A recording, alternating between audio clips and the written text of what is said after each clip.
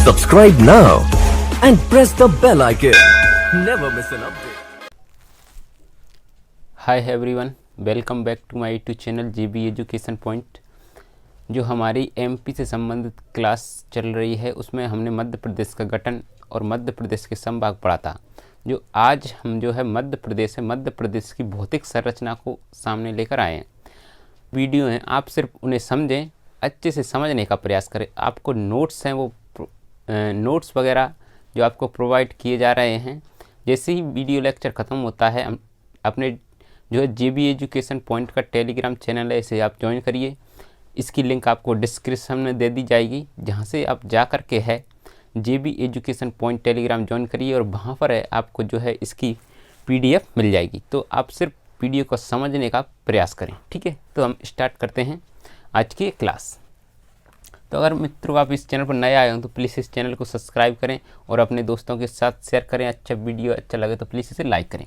तो हम पढ़ते हैं मध्य प्रदेश का भौतिक संरचना। अगर भौतिक संरचना की बात करें तो मध्य प्रदेश की भौतिक संरचना को हम 3 भागों में बांटते हैं। कौन कौन सी? इसमें है मध्य उच्च प्रदेश, मध्य उच्च प्रदेश। अगर हम दूसरे की बात करें, मध्य उच्च प्रदेश, दूसरा है सतपुड़ा,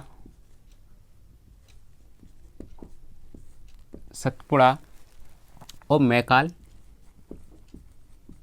पर्वत।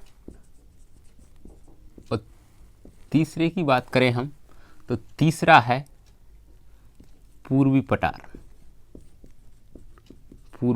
इसमें हम पढ़ते हैं बघेलखंड। तो इस प्रकार से हम भौतिक प्रदेशों को 3 भागों में बांटते हैं।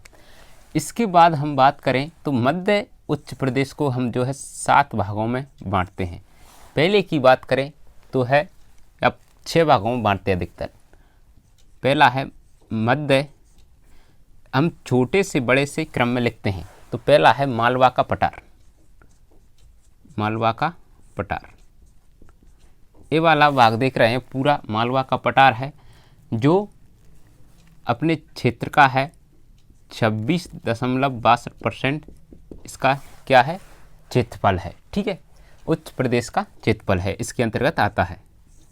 इसकी बात अगली की बात करें, अगला है नर्मदा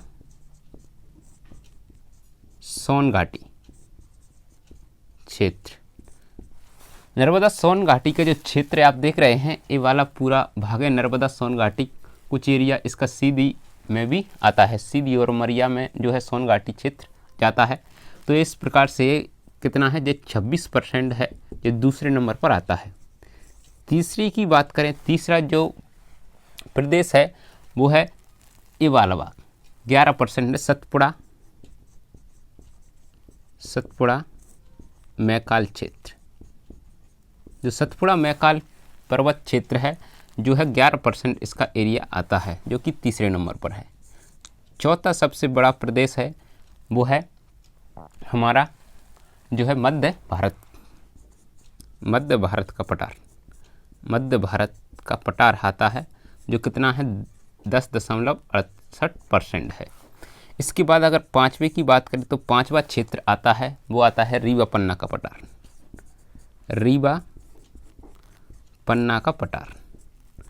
रीवा पन्ना के पठार की बात करें, जो आता है 10.37% इसका आता है। अगर 6वें नंबर की बात करें तो 6वें नंबर पर हम रख सकते हैं बघेलखंड को। हम 6वें नंबर पर रख सकते हैं बुंदेलखंड को।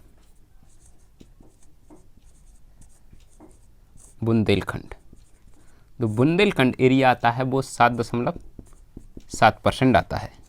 अगर हम 7वें नंबर की बात करें, वैसे ये वाला पूर्वी घाट है, हम इसे पूर्वी पठार के अंतर्गत रखते हैं, जो बघेलखंड आता है, फिर भी हम इसमें लिखते हैं। तो ये सबसे छोटा है बघेलखंड। तो बघेलखंड कितना है, 7% है। तो इस प्रकार से अगर आपसे पूछे कि सबसे बड़ा है, एक क्वेश्चन भी आता है कि सबसे बड़ा जो क्षेत्र कौन सा है, वो है मालवा का पठार आता है। इसके बाद आपसे क्रम भी पूछ ले तो नर्मदा सोन घाटी, सतपुड़ा मध्य भारत, रीवा, पन्ना, बुंदेलखंड और बघेलखंड। आपको मैप्स के द्वारा भी ये लिख दिया गया है और आपको जो है नोट्स में भी इस प्रकार से मैप बनाया हुआ दिखेगा। ठीक है, इस प्रकार से क्रम से हम इन्हें पढ़ते हैं। ठीक है, तो अब हमने एक एक से समझते हैं इनकी क्या क्या विशेषता हैं और इस प्रकार से किस प्रकार के क्वेश्चन बनते हैं। तो हम देखते हैं। तो पहला हम देखते हैं मध्य भारत का पठार। पहला बात करें तो मध्य भारत का पठार, हम यहाँ से स्टार्ट करते हैं। अगर इसका प्रतिशत में बात करें तो इसका एरिया है 10.68%। अधिकतर प्रतिशत में ही पूछता है, लेकिन हमने वर्ग में भी नोट्स में आपको दिया हुआ है, लेकिन आप इतना ही याद रखें 10.68%। अब इसकी बात करें कहाँ तक फैला हुआ है, तो ये देखते हैं। ये चंबल संभाग आप देख रहे हैं, इसमें है भिंड, मुरैना और श्योपुर आता है, ये चंबल संभाग में फैला हुआ है।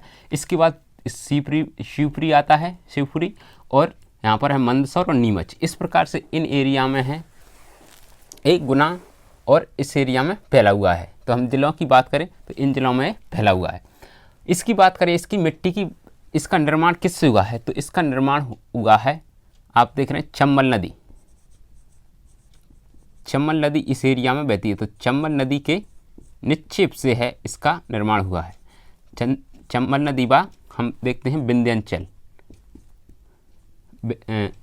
जो है विंध्यन क्रम की चट्टानें, विंध्य क्रम की चट्टानें से हुआ है। किसका निर्माण हुआ है, विंध्य क्रम की चट्टानों से इस मध्य भारत पठार का निर्माण हुआ है। इसकी मिट्टी की बात करें तो इसमें मिट्टी पाई जाती है, वो अधिकतर चिकनी मिट्टी मिलती है, चिकनी मिट्टी मिलती है। चिकनी मिट्टी व हम देखते हैं चिकनी मिट्टी व चूना पत्थर इस एरिया में अधिकतर हमें मिलता है, चूना पत्थर। ठीक है, इसे हम कैल्शियम कार्बोनेट भी बोलते हैं। चूना पत्थर मिलता है CaCO3, ठीक है, सॉरी CaO, इस प्रकार से मिलता है कैल्शियम कार्बोनेट। ठीक है, तो चिकनी मिट्टी और चूना पत्थर इस वाला एरिया में आता है। इसके बाद हम इसकी वर्षा की बात करें तो इसमें जो है 75% के लगभग वर्षा होती है, थोड़ी कमी वर्षा होती है। इसके बाद इससे और क्वेश्चन बनता है, तो ये मध्य भारत का पठार है, इसमें जो चंबल नदी रहती है, ये चंबल नदी इसमें बीहड़ों का निर्माण करती है। तो आपसे पूछे बीहड़ों का निर्माण किस जो है एरिया में होता है, तो मध्य भारत के पठार में। और कौन सी नदी करती है, चंबल नदी करती है। आप देख रहे हैं चंबल नदी है इंदौर के जानापा पहाड़ी से निकलती इस प्रकार से बहती है और यमुना नदी में आकर के मिल जाती है, आप देख रहे हैं इस प्रकार से। तो यहाँ पर बीहड़ों का निर्माण या अविनाल का या गहरे गहरे गड्ढे, यानी कि जब नदी विसर्पण करती है तो इस प्रकार से विसर्पण करती है, तो उसमें क्या होता है, जब मैदानी क्षेत्र में विसर्पण करती है तो उसमें गहरे गहरे क्या हो जाते हैं, गड्ढे हो जाते हैं, इस प्रकार के गड्ढे हो जाते हैं। इन्हें क्या कहते हैं, अविनाल का कहते हैं या बीहड़ कहते हैं। तो बीहड़ों के लिए प्रसिद्ध नदी कौन सी है, वो चंबल नदी प्रसिद्ध है। तो आपसे ये पूछा जाए मध्य भारत में है, मध्य भारत के पठार में अविनलिका का निर्माण या किस पठार में होता है, तो वो होता है मध्य भारत के पठार में होता है। ठीक है मित्रों, ये आपको समझ में आ गया होगा। इसे आप नोट्स कर सकते हैं, वैसे नोट्स करने की आपको कोई ज़रूरत नहीं, आप सिर्फ समझने का प्रयास करें तो आपको ये समझ में आ गया होगा। अगर हम दूसरे की बात करें, दूसरा हम लेते हैं मालवा के पठार को, मालवा के पठार को, मालवा का पठार। मालवा के पठार की बात करें, जो इसका एरिया है वो आता है 26.62% एरिया आता है। ये पूरे प्रदेश का है जो है सबसे बड़ा क्षेत्र है, यानी कि सबसे बड़ा क्षेत्र कौन सा है, सबसे बड़ा क्षेत्र कौन सा है, मालवा का पठार है, इसके अंतर्गत आता है। ठीक है, इसकी अगर सबसे ऊंची चोटी की बात करें तो वो होती है सिंगार चोटी। कौन सी, शिगार चोटी है ये सिंगार चोटी। अगर इसकी लंबाई की बात करें तो 841 मीटर है इसकी, और ये सिंगार चोटी है जानापा पहाड़ी है जो ही इंदौर में है, इसी के नज़दीक पाई जाती है। कौन सी, सिंगार चोटी। इसके बाद जाबादी पहाड़ी भी इसके जो मालवा के पठार है इसी के अंतर्गत आती है। इसकी बात करें तो इसका निर्माण किस प्रकार से हुआ है, तो इसका निर्माण है दक्कन ट्रैप की चट्टान से हुआ है। किससे, दक्कन ट्रैप, दक्कन ट्रैप की चट्टानों से हुआ है। दक्कन ट्रैप की चट्टानों से हुआ है, हम कह सकते हैं दक्कन ट्रैप की चट्टानों से, ठीक है, टूटने से हुआ है। तो दक्कन ट्रैप की चट्टानों से किसका, मालवे के पठार का निर्माण हुआ है। अगर इसकी मिट्टी की बात करें तो इसमें क्या क्या पाया जाता है, इसकी मिट्टी होती है वो होती है साधारण काली मिट्टी, साधारण काली मिट्टी मिलती है किसकी, और साधारण काली मिट्टी में है जो है कपास, गेहूं, सोयाबीन और जो इस प्रकार की अन्य मोटी फसलें हैं इसमें जो है अधिकतर होती हैं मालवा के पठार के अंतर्गत। अगर इसकी बात करें तो इस कहाँ पर फैला हुआ है, ये पूरा भोपाल संभाग है, भोपाल संभाग इसी के अंतर्गत आता है, रायसेन है, विदिशा है, इस जिले आते हैं। इसकी बात करें हम गुना है, गुना का कुछ एरिया इसमें आता है, कुछ शिवपुरी का भी भाग आता है। अगर शिवपुरी की बात करें इसमें गुना का कुछ भाग आता है लेकिन शिवपुरी का नहीं आता है, वो बुंदेलखंड। इसमें हम सागर की बात करें, कुछ सागर का एरिया आता है, भोपाल रायसेन आता है, इंदौर आता है, उज्जैन आता है, इसके बाद मंदसौर आता है, ठीक है, तो मंदसौर का भी इसमें आता है। नीमच नहीं आता है, इसमें जो है रतलाम आता है पूरा। तो इस प्रकार से है, शाजापुर आता है, शाजापुर से आगर मालवा अलग हुआ है तो वो भी आता है। तो इस प्रकार से सीहोर आता है। तो इस प्रकार के ज़िले किस में आते हैं, जो है मालवा पठार के अंतर्गत आते हैं। इसकी बात करें, इसकी नदियों की बात करें तो इसमें जो नदी प्रमुख रूप से बहती है वो चंबल नदी भी यहाँ से निकलती है, बेतवा है, बेतवा के बाद जो है काली सिंध नदी है और पार्वती, इस प्रकार की नदियाँ हैं किस में बहती हैं, मालवा के पठार के अंतर्गत बहती हैं। इसमें भी जो प्रमुख रूप से चंबल नदी है, बेतवा है और सिंध नदी है, आपको पता है ये मध्य भारत के पठार में बहती हैं। तो इस प्रकार से है। इसकी बात करें अब मालवा की पठार है, मालवे पठार की और विशेषता है कि इससे जो है कर्क रेखा इसे बीचों बीच से काटती है। कौन सी कर्क रेखा है, इसे बीचों बीच से होकर काटती है। और इसकी जलवायु की बात करें तो इसकी जलवायु सम जलवायु है। इसकी जलवायु कौन सी है, सम जलवायु है, सम जलवायु। इस कारण है इसे जो है एक चीनी यात्री था फायान, जो शायद हर्षवर्धन के शासनकाल में आया था, फायान। तो फायान ने है इसको मालवा की जो जलवायु है इसे विश्व की किसकी, विश्व की सर्वश्रेष्ठ जलवायु कहा है। विश्व की सर्वश्रेष्ठ जलवायु किसे कहा है, मालवा की जलवायु है। मालवा की जलवायु क्या है, फायान ने है विश्व की सर्वश्रेष्ठ जलवायु कहा है। एक क्वेश्चन है, कई बार पूछा गया है। इसके बाद हम बात करें तो इसमें जो वर्षा होती है जो लगभग 75% है, इससे जो है अधिक वर्षा होती है किसमें, जो है मालवा के पठार में होती है। तो इस प्रकार से है मालवा के पठार की थोड़ी थोड़ी विशेषता हैं। आप जो है इसे नोट्स भी कर सकते हैं, अपना नोट्स बना सकते हैं, लेकिन आपको जो है नोट्स भी हम प्रोवाइड करा रहे हैं साथ साथ में, तो इस पर भी आप ध्यान दें, सिर्फ आप समझने का प्रयास करें। इसके आपको जो क्वेश्चन बनते हैं कर्क रेखा से अधिकतर क्वेश्चन बनता है और जलवायु से महत्वपूर्ण क्वेश्चन बनता है, ठीक है। इसके बाद इसमें कौन सी चोटी होती है, तो इस प्रकार से यहाँ से क्वेश्चन बनता है। तो इन जो है फैक्टों को आप सिर्फ ध्यान रखें, ठीक है। इसके बाद हम अगली की बात करते हैं, अगला बात करते हैं। तो अगला है बुंदेलखंड को देख लेते हैं हम। बुंदेलखंड का पठार जो है तीसरा देख लेते हैं, बुंदेलखंड का पठार। बुंदेलखंड के पठार की बात करें तो इसका जो है 7.7% एरिया आता है, जो है दूसरा सबसे छोटा एरिया है, क्षेत्र है, ठीक है। इसकी बात करें बुंदेलखंड है, बुंदेलखंड की जो मिट्टी पाई जाती है इसका जो निर्माण हुआ है हम देखते हैं वो है विंध्यांचल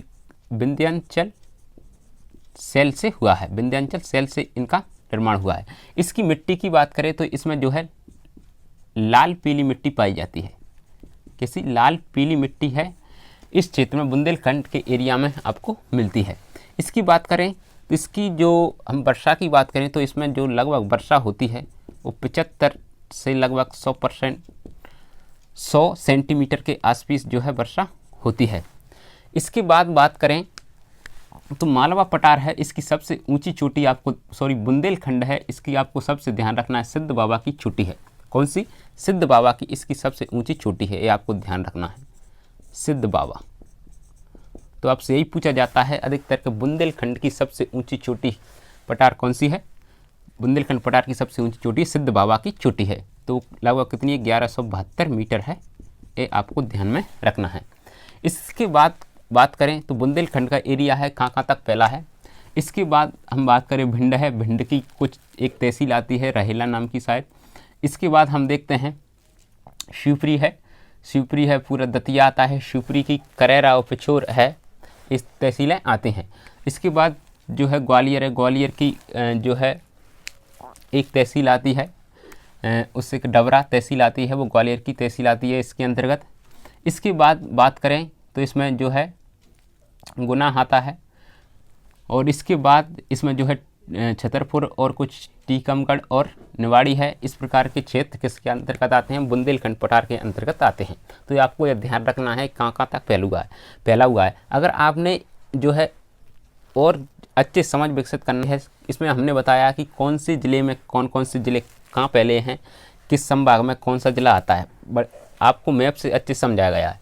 तो आप उस वाली वीडियो को भी देख सकते हैं, तो इससे आपको जल्दी से समझ में आएगा। ठीक है, तो अगर ठीक है, इसमें वर्षा इतनी होती है, आपको सिर्फ इतना ही इसमें ध्यान रखना है। इसके बाद अगला की बात करें, हम अगले क्षेत्र की बात करें तो वो है रीवा पन्ना का पठार। रीवा पन्ना का पठार,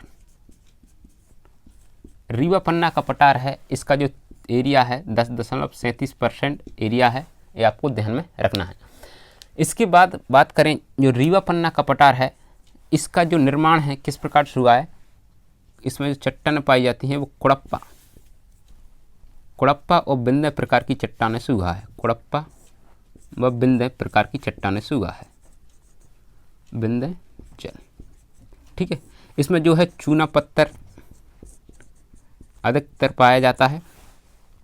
और इसकी बात करें तो इसमें जो है कुड़प्पा में आपको मिलता है हीरा, इस क्षेत्र में आपको हीरा और जो है चूना पत्थर आपको मिलेगा। हीरा और चूना पत्थर है इस एरिया में मिलेगा। तो आपको पन्ना है, पन्ना की खदान है, रीवा पन्ना की खदान आपने सुना होगा। तो इसमें क्या पाया जाता है, हीरा पाया जाता है। तो हीरा है अधिकतर किस में मिलता है, कुड़प्पा प्रकार की चट्टानों में मिलता है। ठीक है, ये आपको इतना ध्यान में रखना है। इसकी बात करें तो रीवा पन्ना छतरपुर इस प्रकार के जो है एरिया में फैला हुआ है। रीवा पन्ना छतरपुर है, सतना है, इसमें जो है रीवा आता है, रीवा पन्ना का पठार फैला हुआ है। ठीक है, इसमें आपको इन चीज़ों का सिर्फ बेसिक रूप से ध्यान रखना है। अगले की बात करें, इसकी जो अगर नदियों की बात करें तो नदियों में इसकी जो है बेतवा है, इस प्रकार की नदियाँ बहती हैं। कैन है और जो है कैन है और इस प्रकार की इसमें नदियाँ बहती हैं। कैन है, सोन है, कुछ सोन नदी भी इसी में बहती है। रेला है शायद, ये भी नदियाँ किस में आती हैं, रीवा पन्ना के पठार में आती हैं। इसके बाद हम अगला देखते हैं, वो है नर्मदा सोन घाटी। नर्मदा सोन घाटी को हम देख लेते हैं। नर्मदा सोन घाटी, सोन घाटी ये दूसरा सबसे बड़ा क्षेत्र है, जो इसका जो है 26% एरिया इसके अंतर्गत आता है। नर्मदा सोन घाटी है पूरा एरिया है। हम देखते हैं इसमें जो है अलीराजपुर है, झाबुआ है। नर्मदा के अंतर्गत हम पहले नर्मदा घाटी को देख लेते हैं, अलग अलग देख लेते हैं हम नर्मदा घाटी। ठीक है, एक बगल हम लिख लेते हैं सोन घाटी।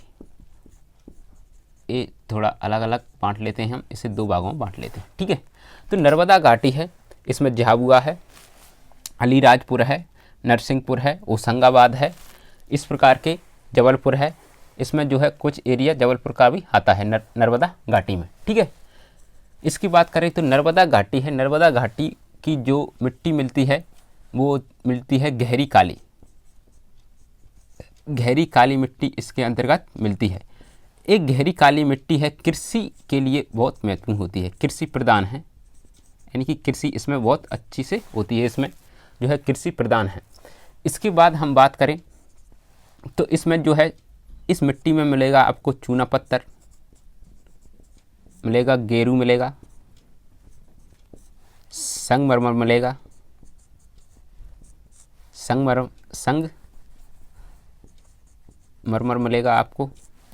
इसके बाद हम बात करें तो इसमें मैग्नीज भी मिलेगा। तो इस प्रकार की जो है चीज़ें हैं किसमें मिलती हैं, इस नर्मदा घाटी में आपको मिलती हैं। इसके बाद वर्षा की बात करें तो इसमें सबसे अधिक वर्षा होती है, लगभग हम कह सकते हैं 100 सेंटीमीटर से अधिक वर्षा है इस क्षेत्र में आपको देखने को मिलेगी नर्मदा सोन घाटी में। ठीक है, इसकी बात करें अगर हम जो है सोन घाटी की बात करें तो इसका जो क्षेत्र है नर्मदा घाटी गहरी काली मिट्टी पाई जाती है। इसमें भी जो है चूना पत्थर और आपको जो है कुछ कोयला मिलेगा। चूना पत्थर और कोयला की मात्रा है किसमें पाई जाती है, सोन घाटी में पाई जाती है।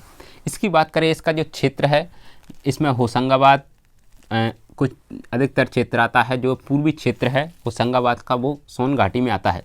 इसके बाद उमरिया आता है और सीधी इसी के अंतर्गत आता है, तो सीधी भी इसी में आता है। तो इस प्रकार का इस सोन घाटी में आता है। इसमें चूना पत्थर और कोयला की मात्रा अधिकतर मिलती है। इसी के साथ साथ इसमें जो है बांस और साल के वृक्ष हैं अधिकतर आपको कहाँ पर मिलेंगे, जो है सोन घाटी में देखने को मिलेंगे। इसके बाद हम देखते हैं इसमें वर्षा है, इसमें भी जो है 100 सेंटीमीटर वर्षा से अधिक वर्षा होती है। किस क्षेत्र में, इस नर्मदा सोन घाटी क्षेत्र में आपको देखने को मिलती है। ठीक है, ये आपको समझ में आ गया होगा कौन कौन सा एरिया किधर किधर फैला हुआ है। तो इस प्रकार से हम नर्मदा सोन घाटी को देखते हैं। अगला हम अगर बात करें, अगला क्षेत्र है कोई सा भी हो, आप नंबर देख लेना। इसके बाद हम देखते हैं बघेलखंड के पठार को, बघेलखंड। ठीक है, बघेलखंड के पठार का जो क्षेत्र आता है वो लगभग 7% आता है।